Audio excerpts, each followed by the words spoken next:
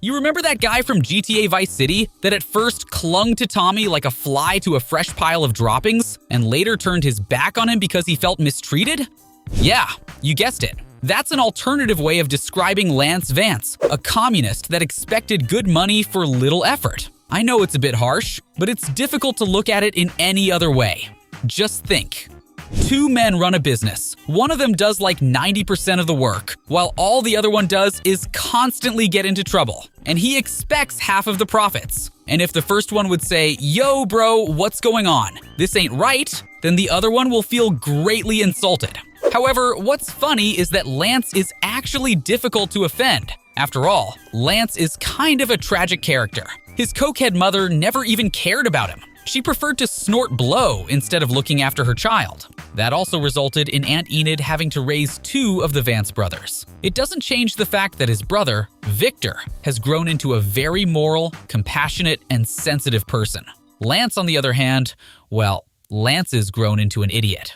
Complete lack of competence, a gift for pissing everyone off, and obviously emotional instability and a rather low IQ. As you can see, sometimes you simply can't win with nature. Aunt Enid's care and commitment weren't enough to overcome the bad genes that Lance had after his wasteman mother. I analyzed a bit here and there, and a completely unhinged idea pops up in my brain. What if Lance knew all along? What is about to go down at the drug deal in Viceport at the beginning of the game? You know, the one that Sonny the Clown sent Tommy to Vice City so he can buy a little bit of some proper white lady off the Vance brothers? You probably remember that like in the middle of the exchange, some ninjas showed up and smashed the whole party to pieces. Many things indicate that it was this horse betting amateur that was behind all of this, and that he most likely is the Master Wu here that sent his ninja to steal the snow off Tommy. As will be shown in the latter part of the video, there is nothing that would rule out the possibility that Lance could know about the attack. Better yet, he could have been the one to tell Diaz about the transaction. You can actually find a lot of intriguing information on this topic in GTA Vice City stories, which shows that this theory is not just another stretched and irrational speculation. So in this episode, I will demonstrate that this half-wit Lance that we all see as an incompetent loser, in reality could apply for a title of a cold-blooded, heartless, evil genius. Let's get right into it. We'll kick off with the relationship between the Vance brothers in GTA Vice City stories. In short, Lance in most cases was getting his brother into trouble, and overall was pissing him off proper. Vic, of course, has never wasted an opportunity to call out his errors and shower abuse on him. Just listen to this. So what am I? A handicap, huh? Your dumbass, low-life, no-good brother? Something like that. Yeah, well, I'm not the one who got kicked out of the army. No, you're the asshole who got kicked out of the Boy Scouts. My problem is you're gonna have us both killed because you're a moron. What, tough guy? What did you say to me? When will you grow a f***ing brain? Lance! You useless, degenerate asshole! What have you gotten us into, you dumb shit? No, you can barely tie your own shoelaces. You telling me how to behave? Stupid? Oh, no. You passed stupid and kept on going. Straight on into up. Lance, you're pathetic. As you could hear, Vic took every chance to remind his brother that he considers him an absolute moron. And yes, sometimes Vic exaggerated, but in the vast majority of cases, Lance has simply pulled off yet another stunt and definitely deserved a slam. At times, it feels like Vic was putting up with him just because, at the end of the day, Lance was his family. Although he was never taking him seriously, and he most definitely didn't see him as an equal business partner. He rather considered him his silly little brother that he always had to babysit and constantly get his ass out of trouble. That he was pulling in like a magnet. But was Vic actually right about Lance? You bet he was! Cause listen to this. The other day, Lance got bored, so he decided to hit a few rounds of his own stuff. Then he freaked out, got into a chopper, and began to scatter a fortune's worth of coke around Vice City. Responsibility is the last term you'd associate with him.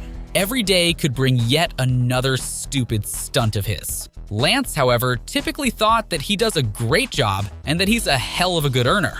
Hence, he demanded great appreciation for his work, just like when he was working with Vercetti. Yeah, and actually, there is another moment that is crucial in this whole story. So concentrate now, please. So at one time, the Vance brothers were at Diaz's place, and Vic began to shout at his sibling, because obviously he pulled off some madness again, right?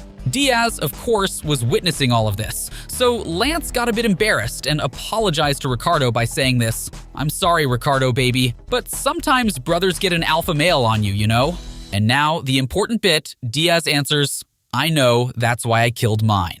What I'm trying to get across here is that Lance, later in the GTA timeline, could take Diaz's words as an inspiration. Lance had well enough of how Vic was treating him. At some point, he hit his limit and decided to cap his brother. He obviously didn't have the guts himself, so he wanted to put this plan into action during the Viceport drug deal. It was a perfect opportunity to get someone to do it for him. I know, it sounds pretty wild, but trust me, there's a bunch of moments that strongly support this theory. In fact, the events during the transaction itself are a bit strange. Vic, carrying the suitcases with the coke, goes out to confront Tommy. And what Lance is doing? He's chilling in the chopper, as if he were watching TV or something, completely ignoring the fact that Vic needs some cover, some backup, something.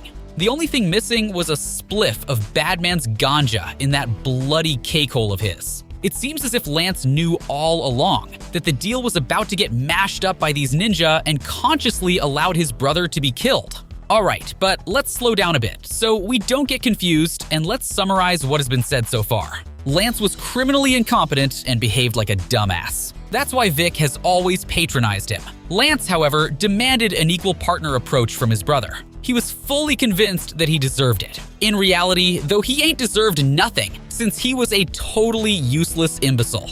Apparently, Diaz's brother also was an imbecile. Diaz shared the anecdote in which he kills him. Lance, who had enough of Vic patronizing him, inspired by Diaz's story, decided to get Vic out of the way as revenge. What's even more interesting, it seems that Lance also did it to impress Diaz, as he wanted to work with him. That is also going to be important, so keep that one in mind. In order to get rid of Vic, Lance squealed to Diaz about the transaction in the docks. Lance, as we know from Vice City stories, worked with Diaz, and overall they were on pretty good terms. Of course, Diaz was ripping him off regularly, but that's a story for another day. Either way, it was obvious that Mr. Black's hitmen hired by Diaz were going to spray bullets at anyone carrying the drugs and the greens, as these naturally were the main targets. It was also well known that, as well as the Forellis, one of the Vance brothers is going to become a victim of this hit. That's why Lance never left a helicopter. He just knew that if he went with Vic, he had a fat chance of making it out in one piece. It perfectly fits to the fact that Diaz wanted to keep Lance close to him, for Diaz was the only person to whom Lance was actually being useful. Lance was a good source of information, and not only. Well, at one time, Lance, after snorting a bit of this and a bit of that, fell into debt with Diaz, thanks to which the Baron could use Vic to do his dirty work, and that ended up being the one to actually pay Lance's debt off. In this way, Diaz got himself a big cojones, one-man army guy who could take care of any problem for him. If it weren't for Lance, none of this would ever take place. At another time, Lance could have been Diaz's snitch while working for Vercetti, updating him on how Tommy is handling the Viceport deal mystery, or on whether the Mafia isn't planning any moves to support him. Nevertheless, everything fell apart when Lance, following his brother's death, had to find himself a brand new sugar daddy, because obviously he wouldn't be able to achieve anything on his own. Diaz was perfect for this role, well-connected drug baron with a big gang who was ruling in the region. Furthermore, Lance could impress Diaz with the fact that he was capable of capping his own blood brother, a deed that Mr. Ricardo had once committed himself. Everything was cool, but in practice, it turned out that Diaz, just like Vic, didn't rate Lance whatsoever and treated him as his errand boy at best. Definitely not as an equal partner, which is how Lance would have liked. Well, I can't blame him. Even Tommy for a long time was treated that way by an egoistic, full of himself, selfish big boss that can't even set up his DVD named Ricardo Diaz. He just considered everyone around him as his worthless slaves. Therefore, Lance, yet again, driven by a sense of wrong, and I'm sure under the influence of some suspicious substances, decided to mash Diaz and his whole bloody gang up. Why? Well, Tommy kept saying that he still needs some more time to think this through, and Lance simply wasn't a patient type. Plus, Lance saw that Tommy was a proper boss man, so he thought that if he killed Ricardo on his own, it would surely impress Vercetti. Naturally, in order to gain his respect and in hope for a partnership offer once Tommy takes over. On the other hand, the game events suggest that Lance wanted to cap Diaz as a vendetta for his brother. As it turns out, Lance could have been driven purely by financial reasons. Lance's plan obviously turned out to be a spectacular failure. Luck was on his side though, as Tommy came to save Lance and get his stupid ass out of trouble yet again.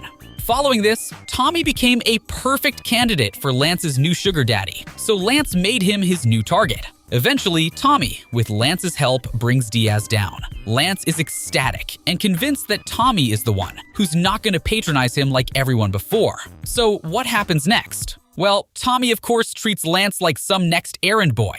Why's that? Because he's bloody incompetent. His mistakes are stacking up. Moreover, he can't stop complaining and all he does is get wasted in Tommy's bar. Tommy in the end tells him to get a grip.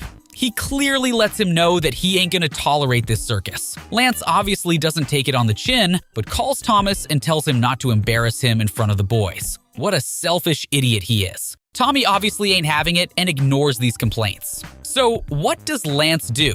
Well, he ultimately decides to sell Tommy out. I bet you start to see a pattern here, right? This dude has done the same bloody pattern 3 times in a row. With his brother, then with Diaz, and finally with Tommy. Lance tried for the 4th time to find himself someone who'll treat him right as a partner.